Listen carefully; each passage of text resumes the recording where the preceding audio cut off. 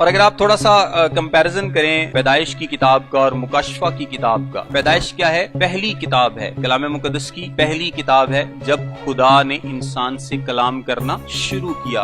پیدائش کی کتاب میں ہم آسمان اور زمین کا بنایا جانا دیکھتے ہیں، آسمان اور زمین کا بنایا جانا۔ مکاشفہ کی کتاب میں آسمان اور زمین ختم ہو جاتے ہیں، آسمان اور زمین کا اختتام دیکھتے ہیں۔ پھر پیدائش کی کتاب میں ہم گناہ اور لعنت کو داخل ہوتے ہوئے دیکھتے ہیں، اور مکاشفہ کی کتاب میں ہم گناہ اور لعنت کو ختم ہوتے ہوئے دیکھتے ہیں۔ پیدائش کی کتاب میں شیطان اور اس کے کاموں کا آغاز ہوتا ہے، اور مکاشفہ کی کتاب میں شیطان کے کاموں کا انجام ہوتا ہے۔ پیدائش کی کتاب میں زندگی کے درخت تک رسائی ختم کر دی گئی تھی، زندگی کے درخت کو انسان کی رسائی سے دور کر دیا گیا تھا، اور مکاشفہ کی کتاب میں ہم اس زندگی کے درخت کو دوبارہ سے دیکھتے ہیں۔ پھر پیدائش کی کتاب میں موت داخل ہوتی ہے، موت کا آغاز ہوتا ہے، اور مکاشفہ کی کتاب میں موت کا اختتام ہوتا ہے، یعنی موت ختم ہو جاتی ہے۔ پیدائش کی کتاب میں غم جو ہے، گروہ زاری اور غم اور ہر طرح کی مصیبتیں جو ہیں ان کا آغاز ہوتا ہے، اور تمام قسم کا